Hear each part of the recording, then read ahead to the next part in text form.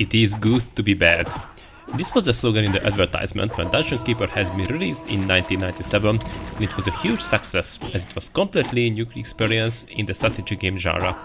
In Dungeon Keeper, you had the chance to be the bad boy and defend your dungeon against the heroes who are fighting against the evil, just as we did in many other games before. And indeed, it is good to be bad. Join me today and let's revisit the first Dungeon Keeper to see how it holds up today and if it's still worth playing. Hello fellow gamers out there, my name is Mr. Zosta, welcome to my channel where I review great old games. I remember I played Dungeon Keeper back in 1997 when it first came out, but despite I was a fan of strategy games, I did not play this game too much. I spent my time with Command & Conquer, that was my shit back in the day. So when I fired up the game, I was really curious how it holds up today. Please know that I played the fan-made Keeper FX mode as it is improved the resolution and a few other things. The good thing is that the gameplay and the experience is the same as it was in the original game. In Dungeon Keeper, you are the evil who wants to rule the world by destroying everything and everyone while rampaging through the underworld. You can build different rooms, lure different creatures to your dungeon, you can research spells and various traps and doors to improve and defend your dungeon. Especially the dungeon heart, if you fail to do so, you lose. Building your dungeon is a fun experience. First you have to mark the rooms which your imps will dig out, then you can place the room tiles as you wish. You have to accommodate your creatures, feed and train them to be more powerful, and in this way you can conquer your enemies.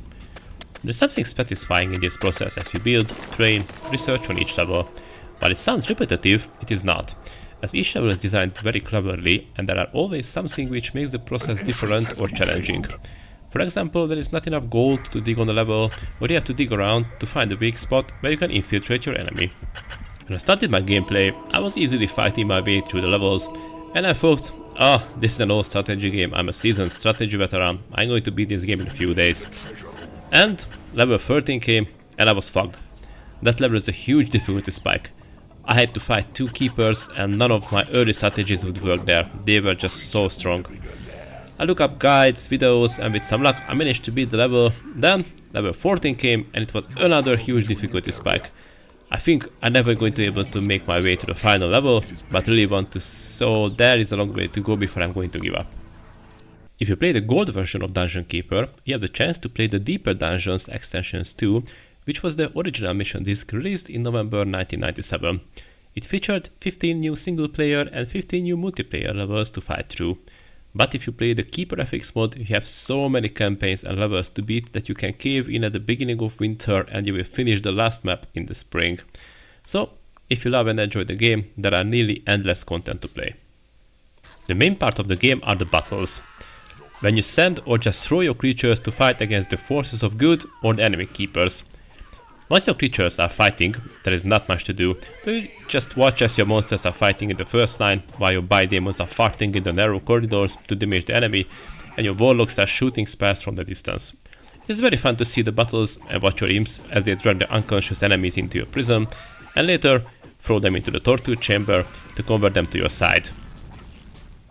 Your warlocks can research and cast spells, but most of the spells are available for you. You can create imps, heal your creatures, cast lightning strike onto an enemy, spy on them with the sight of the evil spell, or cause a cave-in in the enemy dungeon. The spells are actually fun and very useful to your strategy. However, they cost gold, so managing your gold reserves is a crucial part of the game. Your creatures are not loyal to you, they are just mercenaries, and as long as your dungeon can care for them and you pay them well, they will fight for you. But if they are hungry, not paid, they will leave your dungeon, so it is very important to micromanage your dungeon and look after your creatures all the time. This is a fun part of the game, it adds a lot to the experience. To answer the main question of this video, in my opinion, this game holds up really well. Of course the graphics are dated, but not in a way which would ruin the experience. It is pixelated, the light effects are not as good as in the second game or in the similar games released later. But the core experience is still there, it is still fun, and the humor will make you smile sometimes. I had a great experience with Dungeon Keeper. This is another example for a great game which was good nearly 30 years ago and is still good today.